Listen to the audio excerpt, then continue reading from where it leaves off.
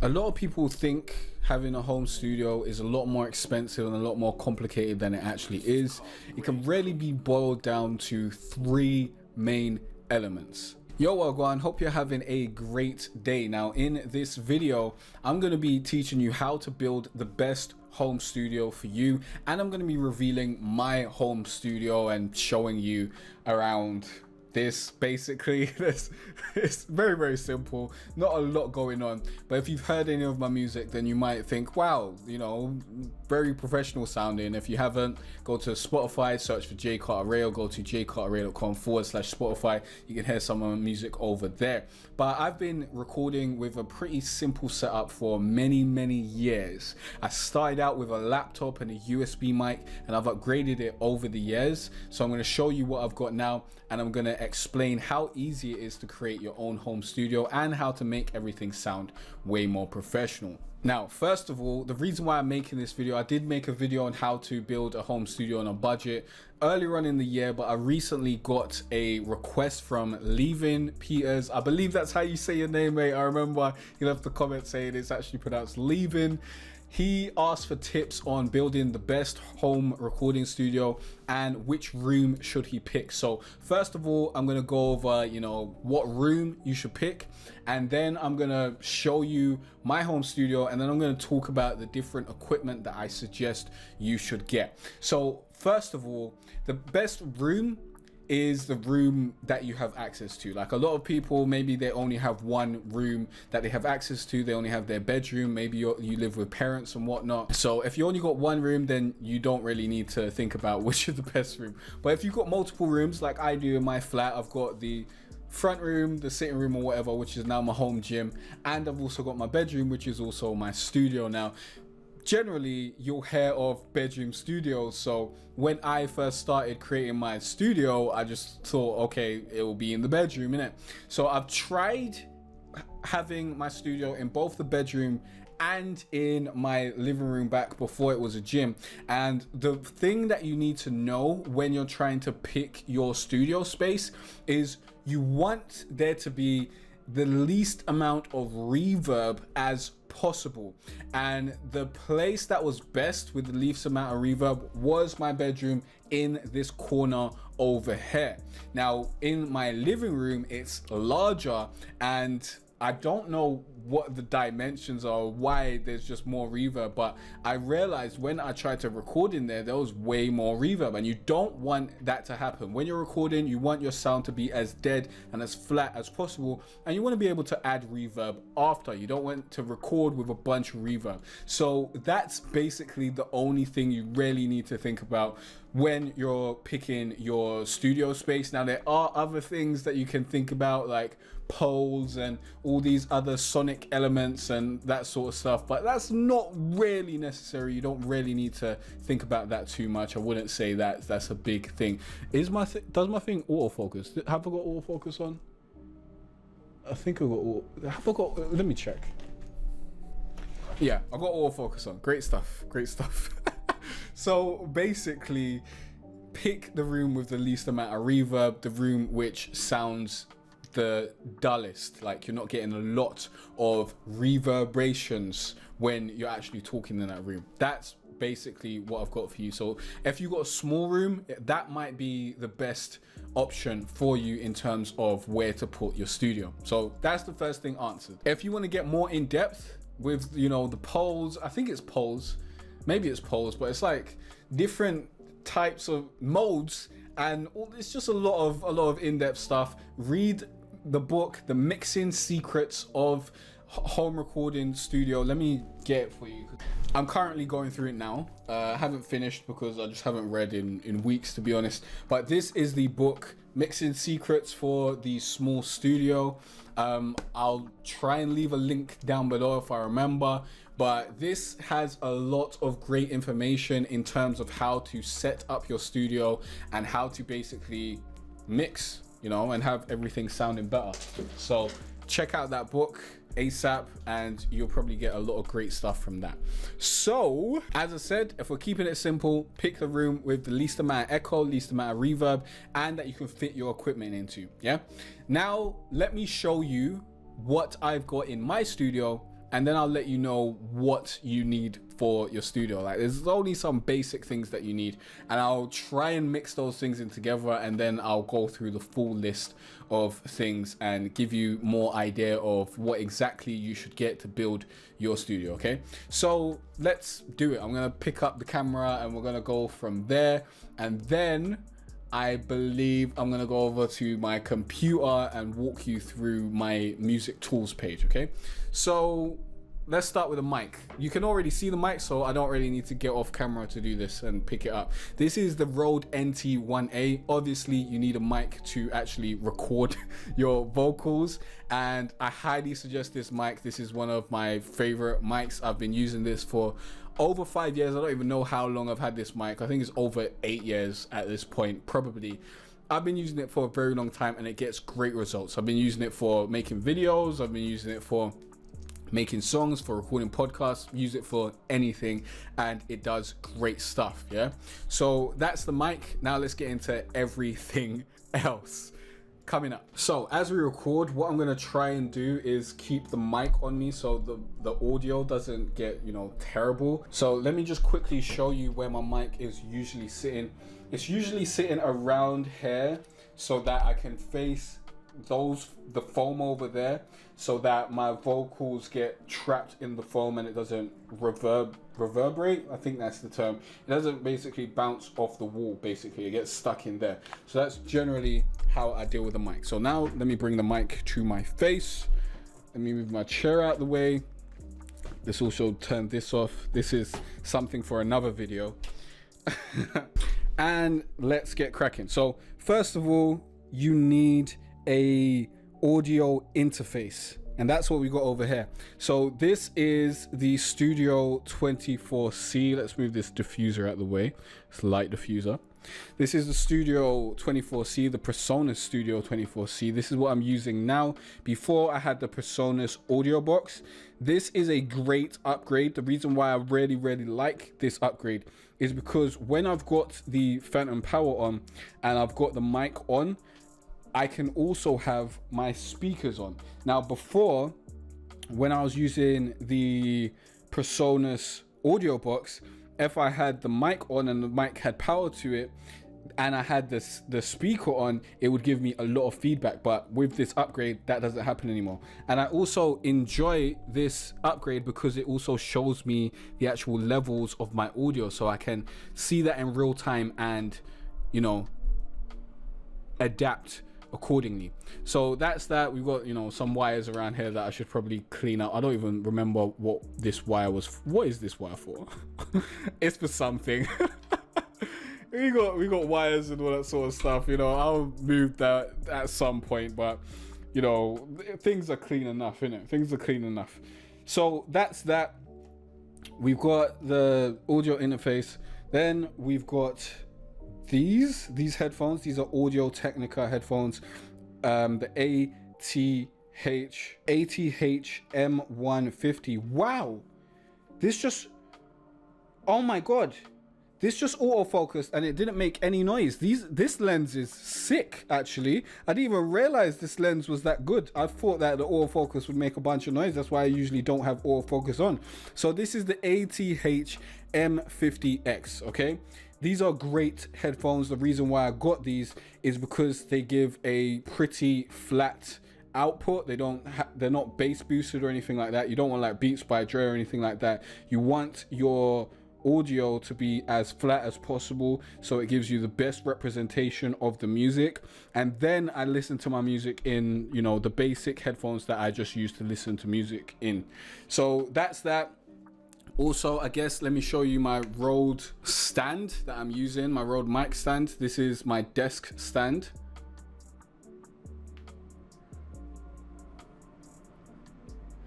And this is a great desk stand. I really like it. It basically enables me to use the mic while sitting down. I basically got it for video recording purposes, but I use it to record my music as well. Then we've got the speakers. These are MS-40s, I guess. Mic's probably nowhere near me. These are MS-40s. I don't know. I don't know if these are good speakers or not, but I bought these ages ago. I think are these the M Audios? I'm not 100% sure. As you can see, near field monitors, digital 40. I don't think they still sell these. I don't know if they're the best ones out, but they do the job. You basically want some studio monitors that are not too bad. I could probably upgrade them, but I don't think it's necessary right about now. Generally, I mix in my headphones and then I listen to my music in headphones. Like, these are basically just for when I want to listen to the music out loud. Like, they're not really something that I use on a day-to-day basis. So that's that. Basically, that's all the stuff that I really use in my studio. And then, you know, we've got Studio One that I use over here, which is the software that I use. I've got 2 monitors. There you can see the plan for this video. And Studio One. And then over here we've got some acoustic foam padding, which just captures the reverberations and the echoes and that sort of stuff. And it's not soundproofing, which some people do believe that this might do. It doesn't do that. I was under the impression that this might do some soundproofing as well. It does not. So keep that in mind. I could zoom out a little bit. There we go. So that's that. Acoustic soundproofing. Is it necessary? I don't know. I don't feel like it's made that much of a difference to, you know, everything that's going on. I am supposed to add some acoustic soundproofing on the ceiling, but I just haven't gotten around to that yet because it didn't seem like it was super necessary. I don't have any bass traps or anything like that. This is basically the basic setup, and that's that. I think that's more than enough. Oh yeah, and the last thing is my keyboard. So I've got this keyboard, which I don't know if they still sell this, but this is a Behringer keyboard, and this, I think this is an 88 key keyboard or something along those lines. And it's a big keyboard, and you know, it's in this desk. I do like this desk a lot. Let me just show you the desk, because I guess that is part of the studio. This is a desk. Go on, autofocus, man. This is a desk that I paid a lot of money for. It was called a music something. I don't remember the exact name for it, but it's like, it was a music desk. Let me go and actually find out what this desk was, but it was made basically for music, innit? For a musician studio. It's got, you know, this and these spaces. I think it's like a music workstation or something. Let me go and find out. Alright, the desk is called the Glorious Workbench Smart Series. This is like the instruction booklet with a few instructions. I don't 100% remember what, I think it's just from the Glorious company, because that's the website I can see on there, www.glorious.de. And I was looking around for desks for quite a long time before I found this, and this just was the perfect fit within my price range. There was, I think, desks from Output, who make arcade and some other things, and those were just way too expensive. Those were like over $1,000 and just too expensive and didn't really give me exactly what I needed. This was the perfect desk. It's got the pull out for the actual keyboard. It's got enough space on the main part of the desk for a mouse and keyboard. Then it's got space for my monitors and my monitor speakers. So that's all great. So let's get into each piece of equipment, so I can kind of give you my rundown on what you should get, whether you should get, and all that sort of stuff, so you can see exactly what I'm working with. Okay, wow. And I don't know why it's so dark on my webcam, but we're gonna have to deal with it. We're gonna have to deal with it today. Now, if you go to jcarteray.com/music tools, you'll see all the tools that I use to make and produce my music. So definitely go over there and you can follow along, and you'll get like purchase links to all this sort of stuff. And if you use these links, it will help me out. So use these links as a thank you for this video. It really helps out. Thank you very much. So first of all, I do use my own templates for all my production purposes, and if you want the best possible results from your studio, you should get my Spotify ready vocal mixing secrets template. This is it that I'm using in the background in this song, and it also comes with a PDF that will walk you through all the settings that I actually use. Even if you don't want to use the same plugins that I use, you can use that PDF to add the same settings to whichever plugins you want to use. It's going to have your song half mixed before you even get to the mixing stage, which is going to save you a bunch of time, and is super valuable. Okay, so definitely check that out and grab that as soon as possible, because a lot of the professional sound and a lot of getting your vocals and getting your song to sound great is just about mixing it correctly. Because you can have the best equipment, if you got terrible mixing, it's going to sound terrible, and if you got the worst equipment and you got great mixing, it can sound pretty good. Like, I used to use my USB mic, and if I had good mixing, it would have sounded pretty good. But honestly, back then I didn't really know what I was doing, but it sounded okay. Yeah, it sounded better than a lot of things that people send me, which sounds, you know, like they recorded it on a potato. You need to have a bit of mixing knowledge, or have a template like this one that will basically mix everything for you, and then you only need to go in and make small tweaks. Okay, so grab this ASAP. It's going to help you out a lot. Go to jcarterray.com/vocal templates. I'll leave a link down below as well. Next, let's get into the actual equipment. This is a Rode NT1A. I highly suggest you grab this. It is a great mic. I've been using it for years, as I talked about earlier. I can't really say more about it. It's just great. Like, it's worth the money. Get it. There's no other mic that you need at this point. It's reasonably priced, and it does the job, and it sounds great. Get it ASAP. Now, this is the audio box that I used to use, and this is a reasonable price, I believe. Let's see what it costs right about now, and we'll see what the new one costs, so you can see the difference and get which one is more in your price range. So this one's £79. I believe the new one wasn't that much more expensive. So this one's £125. So you might as well just get the newer one if you can. Now, the thing with this new one is you've also got the levels, which is something that's really great. Apart from that, pretty much the same thing. I believe the reason why I upgraded is because I started to have like little audio artifacts. What are you doing, man? My light's just turning off. It's not working. Allow it, light.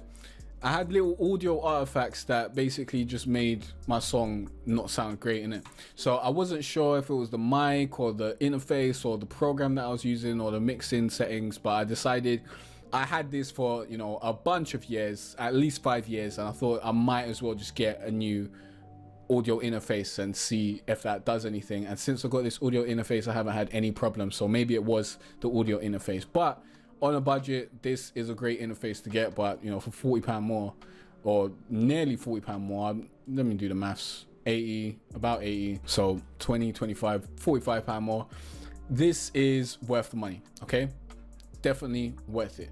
So that's that audio interface. Before we get into everything, let me just tell you the basics of what you need to build a home studio, because a lot of people think that you need to spend upwards of £1,000 and whatnot to actually build a home studio. You don't. Yeah, if you're just getting started, all you need is a mic, an audio interface, and a laptop.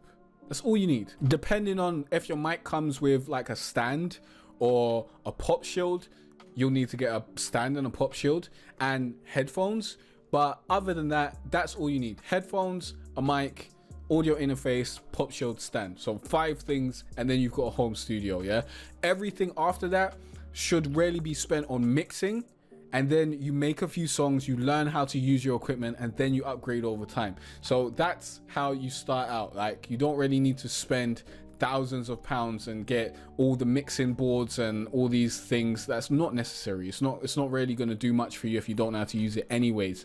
You need to start simple, learn how to use that, and then you can upgrade. So mic, Rode NT18, highly recommend that. Before that, I was using a M Audio USB mic, which you could also check out. Then, you know, we've got Audio Box or the PreSonus Studio 24C, which I highly recommend.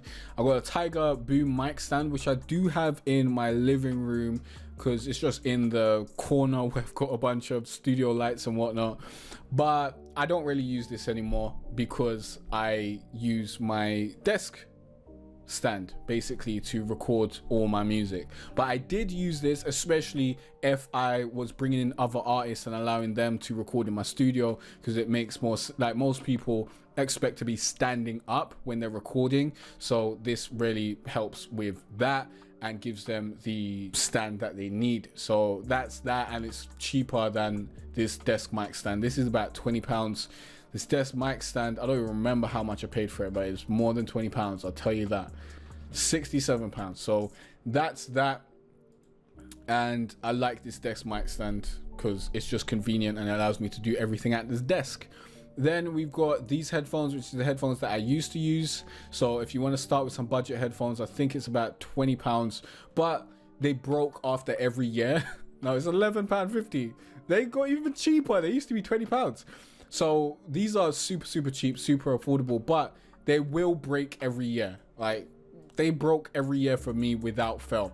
So, you know, you could get these, but know that you're going to be buying them every year. These are what I use to just listen to music on the go and, you know, while I'm working out and when I'm out and about.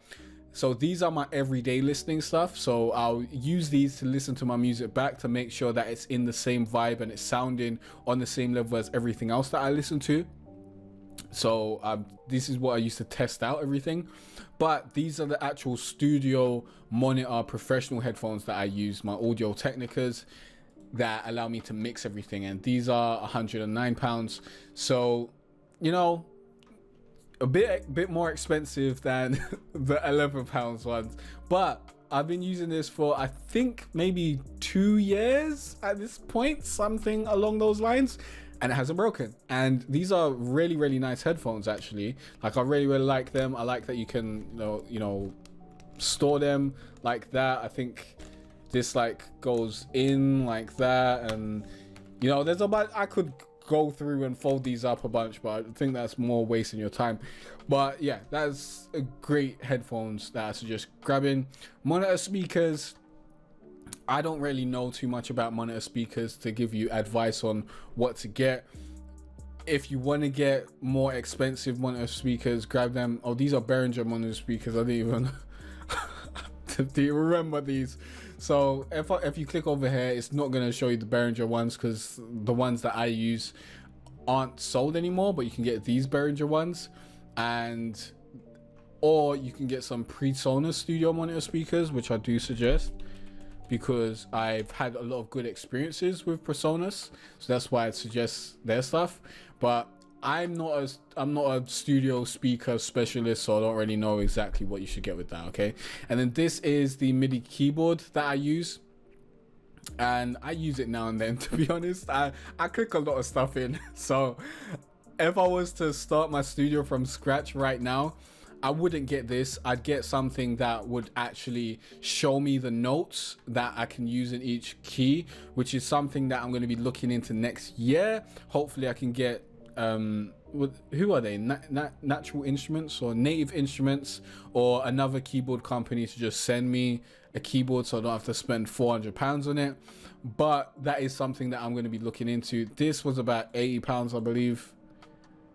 Do they still sell it? Nah, it's currently unavailable right about now. Maybe it will come back, maybe not. But an 88, is it 88 or 61? Nah, it's 61, yeah.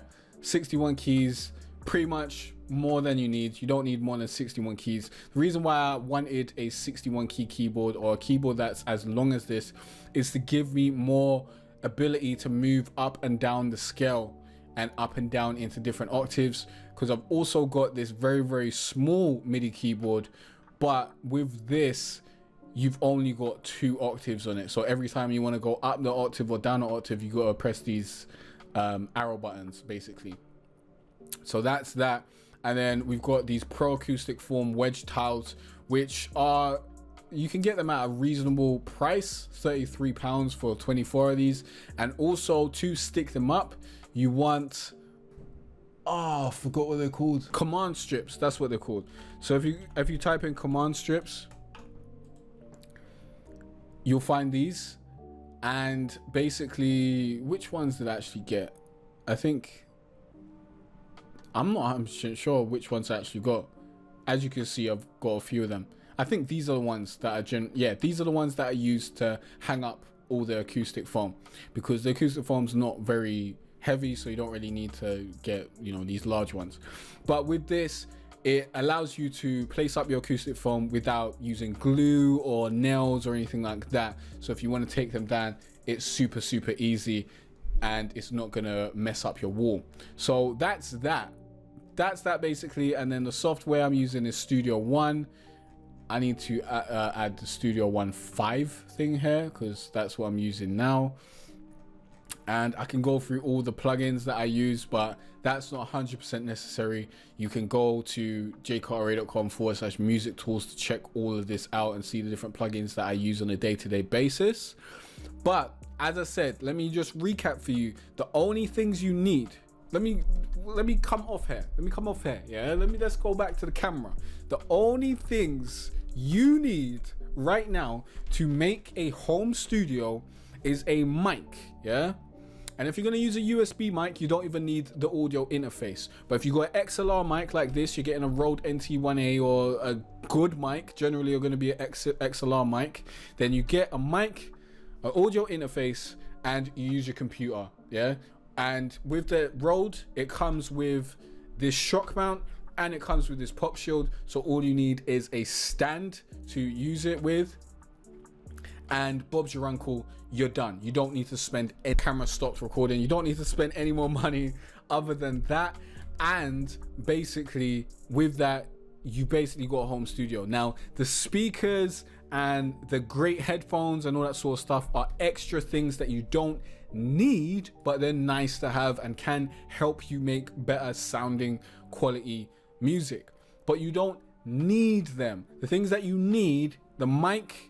If you get an XLR mic, you need the audio interface, you need a stand, yeah, and you need a computer that can host some sort of recording software. I suggest Studio One, but Studio One does cost, well, the version that I've got, it costs around £300. Around there, you can get the cheaper version for like £79, and I think there's another version for like 140.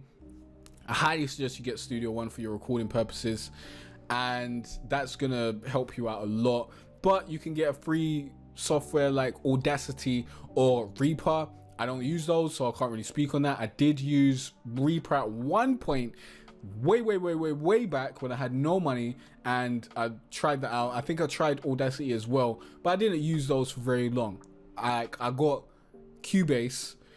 I got a version of Cubase back when I had my PC, and no, I didn't have a PC, I had a laptop, and I found a version of Cubase. Yeah, let's leave it at that. And I used that for a while before I upgraded to Logic when I got my Mac. And now after that, when I came back to making music, I used FL Studio to record, which isn't a great way to record at all. Trust me, it's not a great way to record your vocals. Great way to make beats, not a great way to record your vocals. Then I use Studio One, which is honestly one of the greatest ways to make music that I've found. I don't know if I'd say that it's better than Cubase or better than Logic. I really did like Logic, to be honest, but Studio One is on PC and Logic is not, so there you go. And Cubase, I used that so long ago that I don't even remember how good it was compared to Studio One. Like, the versions would be so far apart at this point. So all you need, let's recap one more time. I know I've recapped it like 3 times now, but I need to make sure you understand this so that you don't overspend money and you can keep your budget around, you know, £500 and whatnot, and be able to record songs on a regular basis. You don't have to spend £20 an hour, go into studios and all that sort of stuff.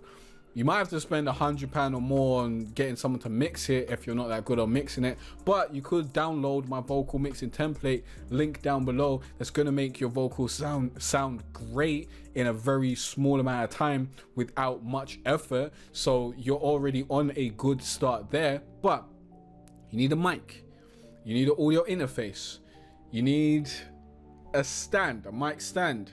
And with that and a computer or a laptop, you're pretty much done. Yeah. If you want to go one step further, get some headphones. Yeah. Get some good headphones, get the Audio Technicas, and you're pretty much done. Then you could get the speakers. Then you could get the MIDI keyboard, but the speakers and MIDI keyboard definitely optional.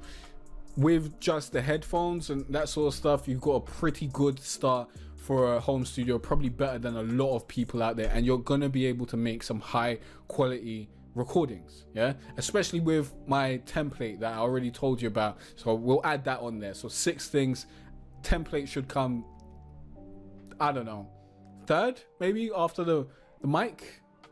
Nah, the mic's first, audio interface second, computer, template. Yeah, with those you're gonna have a great sounding song, you're gonna have great sounding vocals. Then obviously you need a DAW, you need something that's actually gonna be able to record it, like Studio One or Audacity or Reaper. That's 5 if we're counting the software. Then your headphones, that's 6.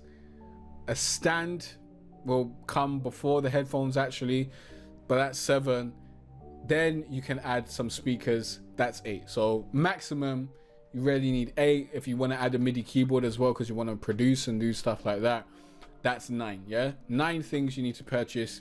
Generally those things are going to cost less than £200. Yeah, but you can cut a lot of those out and keep your price under like 500, depending on where you really want to go and how much you want to spend and what your budget is. Okay, so that's that. I hope this video has helped you out and given you some insight into how to build your home studio and what I'm using right about now and the kind of results that I'm getting from my home studio. Definitely check out my music so you can hear what my home studio actually sounds like. Go to jcarteray.com/Spotify. I'll leave a link down below as well, or go to Spotify and just search for J Carteray, as well as definitely grab my vocal mixing template. My Spotify ready vocal mixing template is going to save you a lot of time and have your vocals sounding great. It's what I use for every one of my songs. Definitely grab that. Link down below, or go to jcarteray.com/vocal templates. If you got any questions or any other tutorials you want me to make, let me know in the comment section down below. I'll see you in the next video where you'll learn more about music, online business, and online marketing. Peace out.